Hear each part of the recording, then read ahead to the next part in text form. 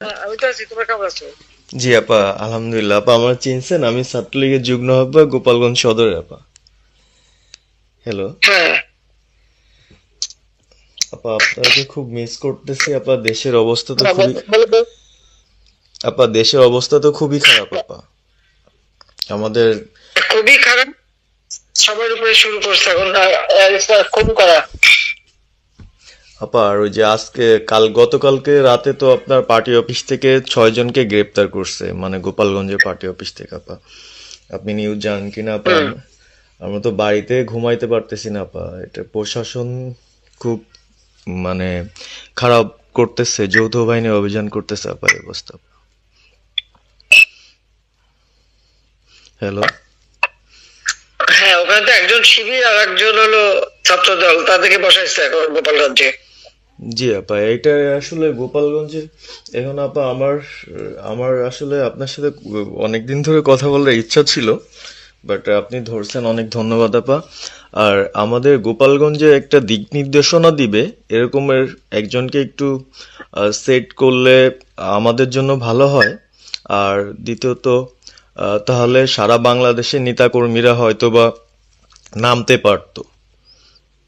হ্যাঁ, একজনের নাম বলবা, সাথে সাথে তাদের একটা মামলা দেবে এবং গ্রেপ্তার করে নেবে। ও, তাহলে তো ওইটা আসলে, তাহলে তো সেটাও তো আসলে, তাহলে আমাদের কোন দিকে যে যাব আপা আসলে।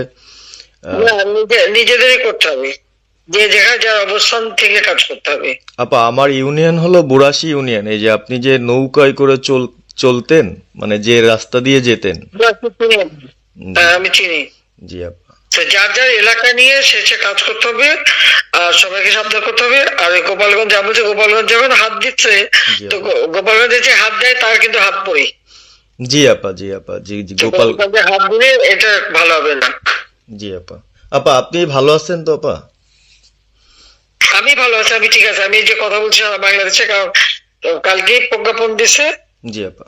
এনএসআই, র্যাব, ডিজিএফআই সবাইকে রিপোর্ট, আইজিপি কে ডেকে নিউজ বলে দিছে। মানে আওয়ামী লীগ, আওয়ামী লীগের সাবেক এমপি, বর্তমান এমপি, ভবিষ্যতে এমপি হতে পারে, জি আপা। তারা তাদের আত্মীয় স্বজন, জি আপা। আত্মীয় স্বজন, জি আপা। প্লাস যারা কাউন্সিলর, মেম্বার, তারপরে মেয়র, যে যেখানে আছে, এবং তাদের আত্মীয় স্বজন সবাইকে অ্যারেস্ট করতে বলছে। তোরা কত করবে সেটাই তো কথা। হ্যাঁ আপা, এখন আমি কত করবে? আমি কালকে আমাদের ইউনিয়নের চেয়ারম্যান, আপনি চিনেন কি না জানি না, MM ননি আহমেদ ননি, উনার সঙ্গে একটা মিটিং করলাম, কথা হয়েছে অনেকক্ষণই।